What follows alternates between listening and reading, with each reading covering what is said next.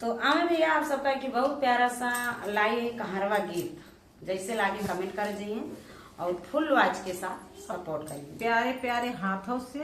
प्यारा प्यारा कमेंट करिए, प्यारा प्यारा कमेंट करिए। बिल्कुल। तो चलें गीत का आनंद लिए। कि कौने करनवा भौजी घरवा में बोलायो हो, कौन करना हे कौन करना भौजी हाना लिउ के मारिया, कौन करना हन लिउ बजरा के मारिया, कौन करना हन लिउ बजरा के मारिया, कौन करना हाँ सही खेलन का देवरा घरवा माँ बोलायो हो, सुताई करना हो सुताई करना हन लिउ बजरा के मारिया, सुताई हो करना हन लिउ बजरा के मारिया हो, सुताई हो करना कि हन लिउ बजरा के मारिया, सुताई हो करना हन लिउ बजरा के मारिया, सुताई हो करना कि हाँ सताई खेलाता देवरा भाड़ा निकला गई हो, कि दिल पर दिन ना हो, कि दिल पर दिन ना हमारी दहिया घरवाले हो, कि दिल पर दिन ना हमारी दहिया घरवाले हो, कि दिल पर दिन ना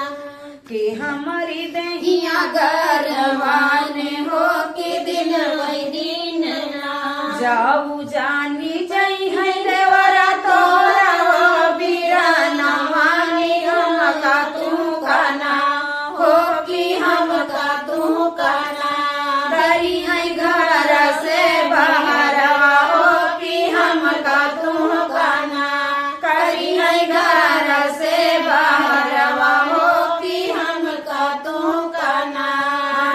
कि जाऊ मोरी भौजी भैया करी है बाहर हो, कि हम का तू काना हो, कि हम का तू काना डर बैठी हवा पाई मारैया हो, कि हम का तू काना डर बैठी हवा पाई मारैया हो, कि हम का तू काना कि डर बैठी हवा पाई मारैया हो, कि हम का लई के ना डर बैठी हवा पाई मारैया हो, कि तुम का लई के ना कहवा पाई बंदे मरा हो, सोटिया की परिया हो, कहाँ हो देवगाना हो, कहाँ हो बहुगाना सच्चा तेला सरसैया हो, कहाँ हो बहुगाना सच्चा तेला सरसैया हो, कहाँ हो बहुगाना किस हटिया बजरिया मिली है सोटिया पिपरिया हो, कि तेलिया घरवाना हो, कि तेलिया घर